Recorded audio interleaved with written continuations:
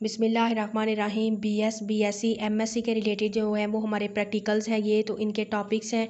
ये आपने जो है प्रैक्टिकल कॉपी जब बनानी है तो आपने 3 पेजेस जो हैं वो पहले स्टार्ट से छोड़ देने हैं, ताकि हम उन पे बाद में अपना कंटेंट पेज और नेम वगैरह जो है वो लिख दें। और ये हम अपना प्रैक्टिकल स्टार्ट करने से पहले मैं आपको बताती चलूँ कि आपको बीएससी एमएससी के रिलेटेड आपको कोई इन्फॉर्मेशन चाहिए हो, आप मेरे चैनल को विजिट कर सकते हैं। आपको बीएससी और एमएससी के रिलेटेड किसी भी सब्जेक्ट के ऊपर आपको जो है वो कोई कन्फ्यूजन हो, किसी का कोई क्वेश्चन हो स्टडी के रिलेटेड, प्रैक्टिकल के रिलेटेड, तो आप मेरे कमेंट सेक्शन में मुझे मैसेज कर सकते हैं। इसके अलावा डिस्क्रिप्शन में मेरा व्हाट्सएप नंबर दिया गया है, आप उसे ज्वाइन कर सकते हैं।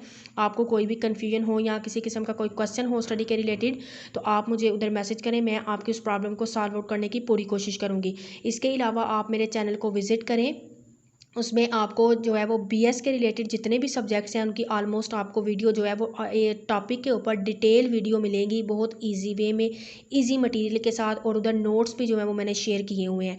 तो अब हम चलते हैं अपने प्रैक्टिकल की तरफ, जो कि आज का हमारा फर्स्ट प्रैक्टिकल है, study of mitosis in onion root tip. Onion की रूट टिप में हमने माइटोसिस के प्रोसेस को स्टडी करना है। हमने क्या करना है, अनियन की रूट टिप में हमने माइटोसिस के प्रोसेस को स्टडी करना है। तो इसका फर्स्ट ऑफ ऑल अपरेटस हमें जो चाहिए वो क्या है, रूट टिप, 1% HCl चाहिए, और in Carnoy's fluid 2 to 3 drop of acetoorcein चाहिए, plate, cover slip, pencil, filter paper, microscope. ये हमें अपरेटस जो है वो अवेलेबल होना चाहिए।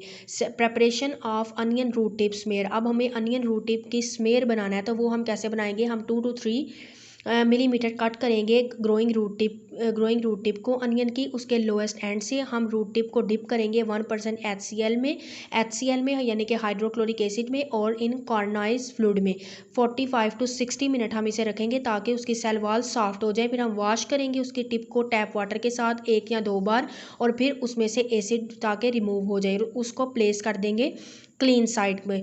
फिर उसमें 2 to 3 ड्रॉप हम ऐड करेंगे एसिटोआरिसिन स्टेन के, गिव द लॉन्गिट्यूडनल कट, उसको लॉन्गिट्यूडनल कट देंगे शार्प रेजर ब्लेड के साथ। ये आपने ध्यान रखना है कि आपका जो ब्लेड है वो शार्प होना चाहिए, ताकि एक ही कट में वो उसका लॉन्गिट्यूडनल कट जो है वो बिल्कुल ठीक वे में हो। 2 to 3 मिनट उसको प्लेस करके रखें कवर स्लिप के ऊपर, the material and gently press और टैप द रबर एंड। फिर आपने उसको जैसे ही जो स्लाइड होती है हमारे पास, उस स्लाइड के ऊपर रख के आपने उसको जेंटली सा कवर स्लिप के साथ उसको कवर करके उसको जेंटली आपने क्या करना है, प्रेस करना है और टैप करना है विद रबर एंड के साथ ऑफ पेंसिल। जो पेंसिल के पीछे रबर एंड होता है उसके साथ भी आप उसको जो है वो हल्का सा प्रेस कर सकते हैं। Smear form remove excess stain with a filter paper. भी जो एक्सेस स्टेन होगी स्लाइड के ऊपर, उसको आप फिल्टर पेपर से रिमूव कर दें। उसको ऑब्जर्व करें सबसे पहले लो पावर में, माइक्रोस्कोप की लो पावर में ऑब्जर्व करें, फिर उसको देन हाई पावर के माइक्रोस्कोप के अंदर जो है उसको ऑब्जर्व करें। Aceto-orcein does not stain certain important structure involve in the separation of daughter chromosome. इसमें हमारे पास क्या होता है, एसिटोआरिसिन जो है वो does not stain certain important, उसकी जो स्टेन है वो सम इंपॉर्टेंट स्ट्रक्चर जो कि इन्वॉल्व होती हैं डॉटर क्रोमोसोम की सेपरेशन में, वो क्लियरली जो है वो बाज़ दफ़ा नज़र नहीं आ रही होती। इस वजह से जो है customary to action and stain preparation to see nuclear यानी कि कैरियोकाइनेसिस एंड सेल डिवीजन यानी कि साइटोकाइनेसिस जो है वो हम देख सकते हैं। ऑब्जर्वेशन में हमने क्या ऑब्जर्व किया, हमने 4 फेजेस उसकी जो है वो ऑब्जर्व की। फर्स्ट कौन सी थी, प्रोफेज। उसमें हमने क्या देखा कि क्रोमोसोम जो है वो विजिबल है, thread like structure, nucleoli and nuclear membrane begin to break up spindle fibre from extending from pole to pole. Third one, spindle और माइक्रोट्यूब्यूल कलेक्टिवली उनको हम क्या कहते हैं, mitotic spindle. Sister chromatid connect होते हैं पोल ऑफ द स्पिंडल के साथ विद देयर काइनेटोकोर। मेटाफेज में हमने क्या देखा, क्रोमेटिड बिगन टू अरेंज हो गए हैं, क्रोमेटिड जो है वो अरेंज हो गए हैं centre of the cell along the spindle equator. बाद में जो स्टेज थी सेंट्रोमियर डिवाइड किया, डिटैच हो गए sister chromatid apart from each other, बस the each separated sister chromatid is now called daughter chromosome. Next anaphase stage देखी, anaphase में क्या था, डॉटर क्रोमोसोम जो है वो आप मूव अपार्ट करके अपोजिट पोल की तरफ due to shortening of microtubule in the spindle. Each pole है same number and type of chromosome. Telophase में हमने क्या देखा, डॉटर क्रोमोसोम मूव करके अपोजिट पोल की तरफ, माइटोटिक स्पिंडल डिसअसेंबल हो गया, न्यूक्लियर एनवेलप जो है वो दोबारा क्रोमोसोम के अराउंड जो है वो स्टार्ट होना शुरू हो गई, क्रोमोसोम अनकॉइल हो गए, nucleus begin to form, a cell plate to form across the centre of the parent cell where the old metaphase plate was located, leading a formation of cell membrane, cell wall from between the two cell membrane of daughter cell. तो ये हमने जो है वो 4 phases जो है वो हमने जो है वो उनको ऑब्जर्व किया, प्रोफेज, मेटाफेज, एनाफेज और टीलोफेज को। जैसा कि हमारा प्रैक्टिकल भी था कि हमने अनियन रूट टिप की प्रिपेयर्ड स्लाइड देखनी थी, उनमें माइटोसिस की डिवीजन देखनी थी। अपना प्रैक्टिकल किया, ये आपका रिटन वर्क था जो कि आपने लिखना है आपने लाइनिंग वाले पेज पे। अब जो आपने डायग्राम बनानी है वो आपने कैसे बनानी है वो मैं आपको शो कर देती हूँ।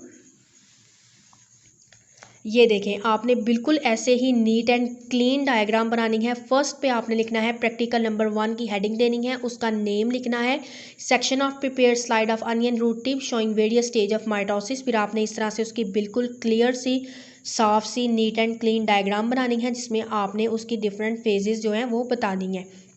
जैसा कि आपको डायग्राम में नज़र आ रहा है, मेटाफेज, प्रोफेज, उसके बाद ये भी प्रोफेज है, ये early anaphase, late anaphase, telophase, late telophase, cytokinesis, ये भी साइटोकाइनेसिस हो रही है इधर, ये हमारे पास मेटाफेज, ये इंटरफेज और ये हमारे पास क्या है, टीलोफेज।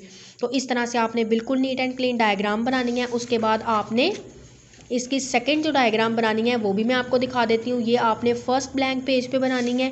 उसके बाद जो नेक्स्ट आपने ब्लैंक पेज पे इसकी डायग्राम बनानी है वो भी आपने बहुत नीट एंड क्लीन बनानी है। तो देखें, ये हमारे पास जो है वो आपने इस तरह से डायग्राम को क्लियरली शो करना है। G2 ऑफ इंटरफेस कैसे है, prophase, prometaphase, metaphase, anaphase and telophase. तो इस तरह से आपको बहुत क्लियर कट हो जाएगा कि ये आपका सेंट्रोसोम है, ये न्यूक्लियस है, ये न्यूक्लियर एनवेलप है, ये पेयर ऑफ जो है सेंट्रियोल्स हैं हमारे पास, ये सेंट्रोमेयर है हमारे पास, ये हमारे पास अर्ली माइटोटिक स्पिंडल है, ये काइनाइटोकोर है, ये नॉन काइनाइटोकोर पोर्शन है हमारे पास। ठीक है, तो इस तरह से आपने बिल्कुल क्लियर कट सी डायग्राम बनानी है आपने नीट एंड क्लीन। तो ये हमारा फर्स्ट प्रैक्टिकल था। इसको आपने, जैसे मैंने आपको फेजेस बताई, बिल्कुल ऐसे ही नोट डाउन करना है। तो आपको आज के इस प्रैक्टिकल में कोई कन्फ्यूजन है या किसी का कोई क्वेश्चन है तो वो मुझे कमेंट सेक्शन में मैसेज कर सकता है।